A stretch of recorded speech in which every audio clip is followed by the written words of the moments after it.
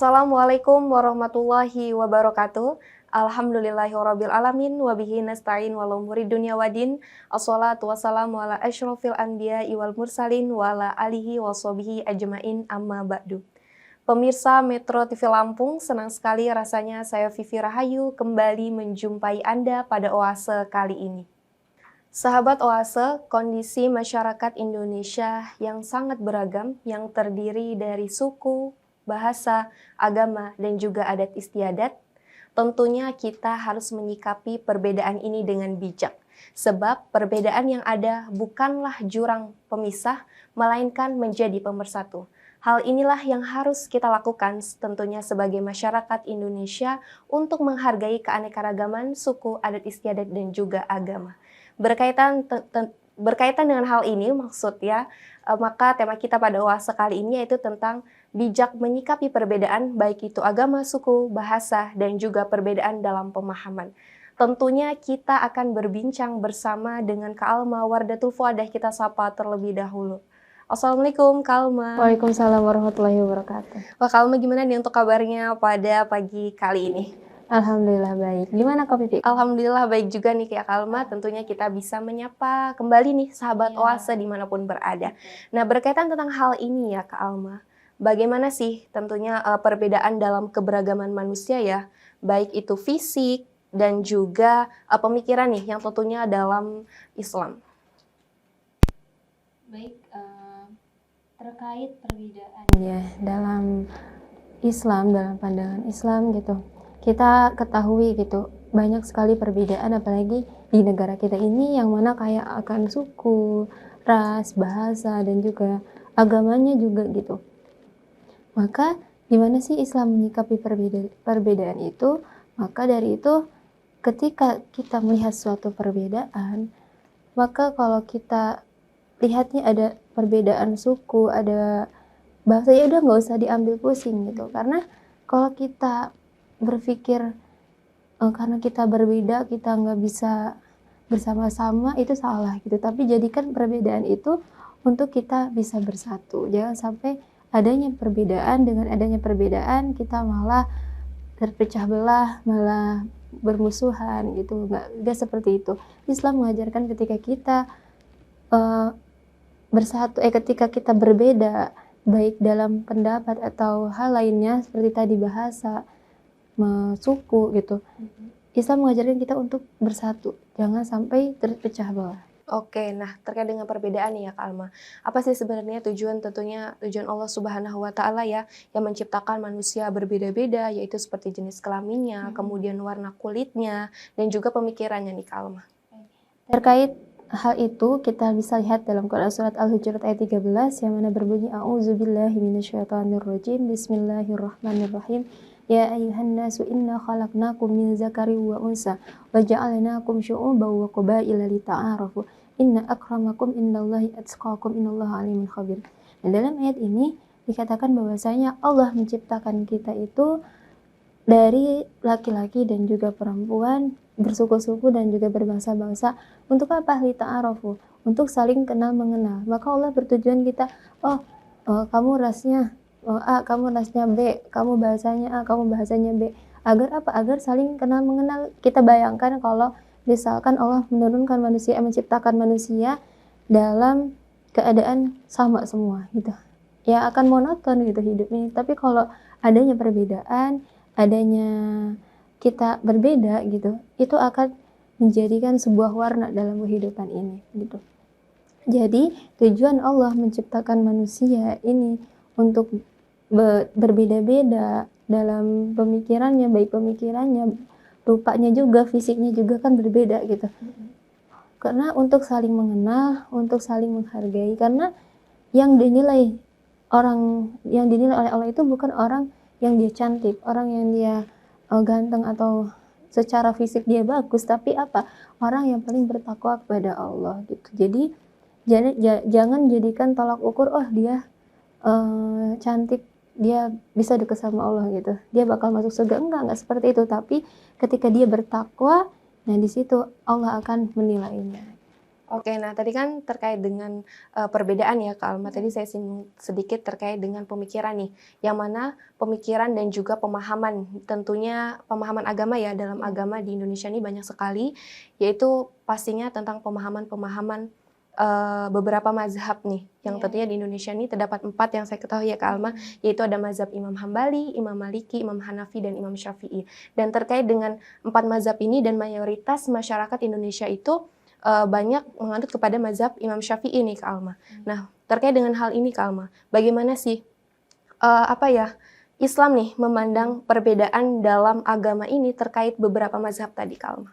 Ya, bagaimana Islam menanggapi hal seperti ini ya? Pertama, para ulama itu pasti nggak semata-mata memberikan dalil atau sebuah hukum gitu dengan pemikiran dia sendiri gitu, tapi pasti ada dia mengambil dalil dari Al-Quran ataupun hadis gitu, pasti ada sumbernya gitu, nggak asal-asalan ngasih kita sebuah pemahaman yang mana itu nggak ada dalilnya gitu. Pasti seperti tadi 4 imam itu, mereka semua pasti ada dalil yang mereka pegang. Itu bisa pengaruhnya berdasarkan pemikiran mereka atau lingkungannya juga. Bahkan jadi jangan sampai ketika kita berbeda pendapat, ketika kita berbeda mazhab gitu, dalam konteks ini kita merasa paling benar. Misalkan, oh kamu mazhabnya Maliki, saya Syafi'i, saya paling benar gitu. Jangan seperti itu. Kita jangan merasa paling benar karena misalkan mazhab Imam Syafi'i, beliau juga kan ketika memberikan sebuah pandangan gitu, ketika ada yang salah, beliau luruskan lagi gitu. Seperti kan ada namanya qaul qadim dan qaul jadid. Nah, itu sebuah bukti bahwa Imam Syafi'i juga belum merasa belum benar gitu. Maksudnya Oke, Kak Alma, nanti kita lanjutkan kembali, kita tahan dulu ya. Dan untuk Anda sahabat Oase, tetaplah bersama kami.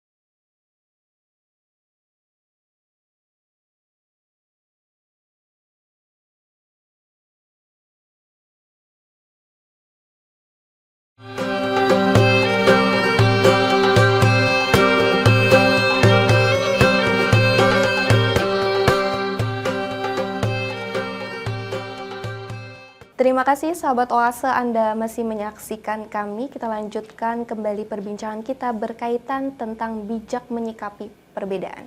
Nah, Kalma, tadi sebelumnya kita sudah membahas ya terkait dengan tujuan Allah Subhanahu wa Ta'ala itu menciptakan manusia yang berbeda-beda, tentunya agar kehidupan di dunia ini tidak monoton gitu, tidak begitu-begitu saja begitu ya Kak Alma. Dan tentunya tadi terakhir yang saya tanyakan terkait dengan di Indonesia nih banyak sekali pemahaman agama dan pemikiran-pemikiran ulama itu banyak sekali. Nah tadi terkait dengan 4 mazhab itu bagaimana Kak Alma? Silahkan. Ya, tadi sudah dijelaskan sedikit ya terkait perbedaan pandangan mazhab gitu. Jadi kita tuh jangan merasa paling benar terkait mazhab yang kita anuti gitu. Barangkali ketika apa yang kita pahami, apa yang kita pegang itu ijtihadnya benar, orang lain juga benar juga gitu.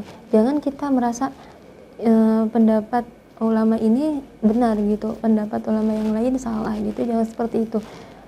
Asal kita tahu bahwa yang mereka pegang, kita tahu bahwa emang ada dalilnya yang mereka ambil gitu. Jangan semata-mata kita mengklaim oh ini salah gitu, oh ini nggak benar gitu. Jangan seperti itu. Sebagaimana waktu itu ketika Imam Syafi'i sholat subuh, lalu ketika itu beliau imamnya itu Imam Hanafi. Tapi Imam Syafi'i itu kan menjadikan kunut itu sebagai sunnah ya. Sedangkan Imam Hanafi itu tidak menganggap sunnah itu kunut itu sunnah. Nah, tapi Imam Syafi'i itu beliau tidak kunut karena mengikuti Imam Hanafi. Nah, itu artinya penting banget ketika adab itu daripada ilmu gitu. Kita jangan merasa bahwa kita udah berilmu, kita semena-mena gitu sama orang yang lebih tua dari kita atau yang lebih emang ilmunya lebih tinggi dari kita gitu. Maka dari itu ketika kita mendapatkan perbedaan apalagi dalam sebuah mazhab, kita jangan saling menyalahkan gitu. Udah bukan waktunya, tapi kita lebih baik ya dalam beribadah itu kita memperbaiki ibadah kita, memperbaiki kualitas diri kita, bukan malah sibuk dengan perbedaan tapi kita temukan titik persamaannya. Oke, jadi pada intinya kita toleransi aja lah begitu ya ketika ada misalnya dalam satu keluarga nih berbeda mazhab atau teman kita. Jadi kita jangan menjudge seseorang itu salah gitu. Tapi kita lihat dulu nih karena pastinya semua para ulama, para imam-imam tadi itu juga ketika mengeluarkan fatwa itu pastinya mereka belajar ilmu terlebih dahulu. Jadi tidak sembarangan begitu sahabat Oase. Dan kemudian nih Kak Alma, bagaimana sih Islam ini memandang terkait perbedaan-perbedaan tadi itu ya, yang tentunya itu tidak menyimpang dari Al-Quran dan hadis. Ya, bagaimana Islam melihat perbedaan itu, ya ketika sebuah perbedaan itu tidak menjadikan seseorang itu malah menjauh dari Allah Subhanahu wa Ta'ala, dan ketika perbedaan itu sesuai, emang ada gitu dalilnya, emang ada dalam Al-Quran ataupun hadis, maka itu ditoleransi gitu. Jadi ya Islam itu nggak sampai kamu harus ikutin dalil ini, kamu harus ikutin dalil yang ini, enggak. Tapi kalau emang kata Nabi kan ketika itu ada contohnya seperti sebuah riwayat, ada seorang Rasulullah itu mengutus beberapa sahabat untuk mengunjungi pemukiman Bani Quraisyah. Lalu Rasulullah itu memerintahkan kepada para sahabat itu, janganlah kalian sholat asar sebelum sampai ke Bani Quraisyah. Nah, ada perbedaan pendapat tuh para sahabat itu. Ada yang sebagian mengatakan bahwasanya sholat itu jangan dulu sholat sebelum mereka sampai di pemukiman Bani Quraisyah. Tapi ada yang mengatakan jangan sholat ketika waktunya sudah mau habis, meskipun belum sampai ke pemukiman kita harus sholat gitu. Ada yang mengatakan seperti itu. Lalu mereka tetap kekeh gitu sama pendapat mereka masing-masing. Akhirnya mereka mengadu kepada Rasulullah dan Rasulullah tidak menyalahkan keduanya. Maka dalam perbedaan itu kita harus bisa mentoleransi. Jangan sampai kita merasa paling benar, merasa paling pendapat saya itu ya sesuai dalil gitu. Barangkali pendapat orang yang tidak sependapat dengan kita juga punya dalilnya gitu. Maka yang tadi itu kita lebih baik meningkatkan kualitas hidup ibadah kita gitu. Jangan malah kita terus berdebat, terus cari-cari kesalahan orang lain atau perbedaan. Oke, nah kemudian nih terkait dengan tadi nih Kak Alma, bagaimana sih sebenarnya Islam itu ya tentunya menekankan pentingnya nih akhlak dan etika ketika namanya sebuah perbedaan itu pasti akan rata-rata itu akan memunculkan namanya permusuhan Kak Alma. Nah itu sebaiknya kita bagaimana nih dalam hal ini? Iya, Islam menekankan adab dan juga etika gitu ketika menghadapi sebuah perbedaan. Ya betul, karena ketika kita nih melihat perbedaan, kita berbeda pendapat dengan teman kita jangan ngotot gitu, kita jangan sampai kita itu merasa paling benar, tapi kita cari titik temunya dengan cara kita seperti tadi kita cari persamaannya, jangan kita fokus terhadap perbedaan dari permasalahan tersebut, tapi kita cari nih, kita musyawarahkan, kita diskusi, oh ini persamaannya, ya udah gitu. Jadi tidak ada nih namanya perbedaan yang mana menimbulkan laknat, tapi malah menimbulkan rahmat gitu. Jadi ketika kita berbeda pendapat, itu pentingnya etika gitu, pentingnya adab. Jangan kita berbeda tapi kita malah merasa paling benar. Nah kemudian terkait dengan perbedaan tadi itu kan tadi dari adab dan juga etikanya. Nah kita sebagai seorang muslim tentunya ketika kita dihadapi dengan perbedaan-perbedaan seperti itu ya Kak Alma. Nah kita sebagai seorang muslim itu harusnya gimana nih merespon atau agar tidak menyinggung hal itu begitu? Gimana caranya kita agar kita itu nggak menyinggung hal seperti itu. Tapi nanti dulu nih Kak Alma, nanti kita lanjutkan kembali ya, kita tahan dulu. Dan untuk Anda sahabat Oasa tetaplah bersama kami setelah jeda pariwara berikut.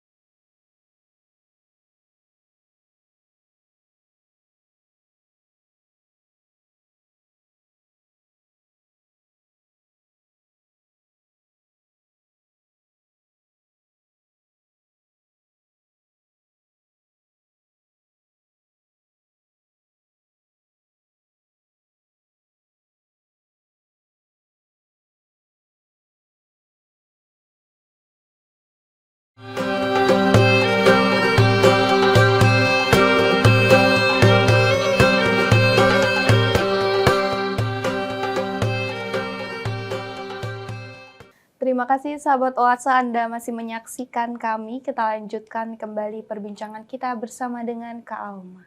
Oke Kak Alma, tadi sebelumnya kita sudah membahas banyak sekali terkait dengan perbedaan ya, yaitu dari perbedaan suku, bahasa, adat istiadat dan juga budaya di Indonesia, dan juga perbedaan pendapat ulama dan mazhab-mazhab. Dan yang terakhir nih Kak Alma, yang ingin saya tanyakan, bagaimana sih seorang muslim nih seharusnya merespon perbedaan pendapat tadi dalam memahami agama Kak Alma? Iya, baik. Bagaimana sih, seorang muslim gitu, cara merespon ketika kita mendapatkan sebuah perbedaan gitu. Yang pertama adalah tadi sudah di-spill satu cara, yaitu kita temukan titik temunya. Karena contohnya seperti ini, kita berbeda pendapat nih sama teman kita, kita berunding, kita sepakati, kita punya kesepakatan gitu sama teman kita. Jadi jangan fokus sama perbedaannya, tapi kita fokus kita temukan persamaannya gitu. Dan dengan begitu, maka perbedaan itu tidak membuat kita itu terpecah belah atau membuat kita itu malah bermusuhan, tapi malah menjadikan kita bersatu gitu. Karena adanya rasa apa? Rasa saling menghargai satu sama lain, rasa saling menghormati, dan yang bisa lebih merekatkan ukhuwah kita gitu sesama saudara kita. Lalu yang kedua, caranya adalah ketika kita berbeda pendapat gitu dengan teman kita, saudara kita, atau keluarga kita bahkan, maka apalagi dalam bermasyarakat gitu. Yang kita ketahui kan bahkan adanya perbedaan agama gitu, ras, suku, bahasa, itu udah beragam banget kan di negara kita itu. Nah, dengan begitu kita kedepankan rasa toleransi kita dan tenggang rasa. Dengan kita punya sikap toleransi itu terhadap bahkan terhadap agama gitu, maka di situ adanya timbul rasa perdamaian dalam diri kita gitu. Berbeda kalau kita tidak punya rasa sikap toleransi, pasti melihat orang yang berbeda pendapat dengan kita gitu, tidak sepemikiran dengan kita, kita akan merasa panas, kita akan merasa ingin apa ya, menyadarkan dia gitu. Ingin mereka itu milih sependapat dengan kita. Nah, kalau kita punya sikap toleransi atau tenggang rasa, ya kita bisa menjadikan negara ini adalah negara yang damai gitu. Pertemanan ini adalah pertemanan yang damai. Jadi kalau ada perbedaan, ya kita bisa punya toleransi gitu. Tapi kalau misalkan emang benar-benar agamanya itu atau sukunya, rasnya itu tidak mengganggu kita, tidak merugikan kita. Tapi kalau emang benar-benar dia itu malah ada yang menghina, ada yang mencaci maki gitu, kita harus bertindak. Lalu yang terakhir, gimana cara kita menyikapi sebuah perbedaan? Kita bisa berdialog dengan orang yang berbeda pendapat dengan kita.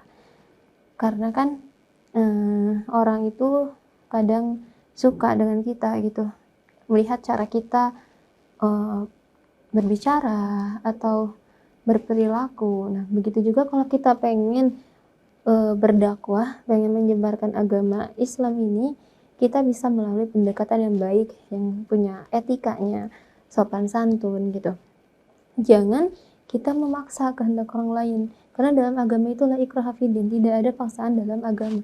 Maka kalau orang itu pengen ikut dengan kita, pengen mengikuti jalan Allah, kita ajak untuk berada di jalan Allah, ya kita menggunakan cara yang baik, kita berdialog dengan mereka dengan sopan, dengan santun, dengan pendekatan yang baik, agar hati orang yang kita ajak itu menjadi luluh, menjadi orang ini baik.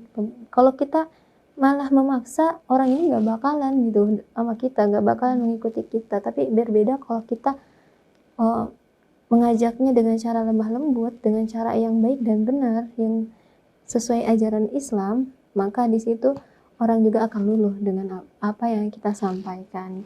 Jadi itu ada 3 cara ketika kita melihat sebuah perbedaan dalam kehidupan. Mungkin saya balik tanya nih Kak Pipi, gimana cara Kak Pipi kalau melihat sebuah perbedaan dalam pertemanan itu gimana?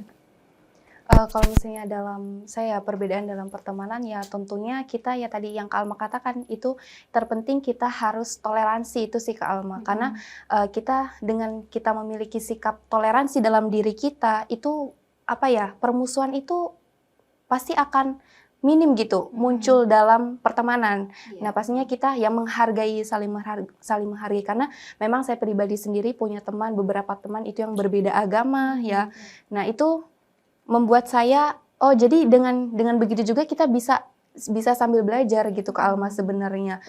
Baik nih Kak Alma. Nah, kemudian yang terakhir nih Kak Alma, pesan atau kesimpulan nih buat sahabat Oase tentunya terkait dengan perbedaan ini Kak Alma. Baik, baik sahabat Oase, jadi terkait perbedaan dalam pandangan Islam ini ya. Ketika kita menemukan sebuah perbedaan, ketika kita menemukan tidak sependapat dengan kita, jangan jadikan perbedaan itu menjadikan bahan untuk kita berpecah belah, tapi jadikan perbedaan itu menjadi bahan untuk kita terus bersatu. Oke, baik nih Kalwa. Terima kasih nih untuk perbincangannya pada hari ini. Mudah-mudahan bermanfaat juga untuk sahabat Oase dimanapun berada. Sahabat Oase, usai sudah perjumpaan kita pada Oase kali ini, saatnya saya Vivi Rahayu pamit. Terima kasih. Wassalamualaikum warahmatullahi wabarakatuh.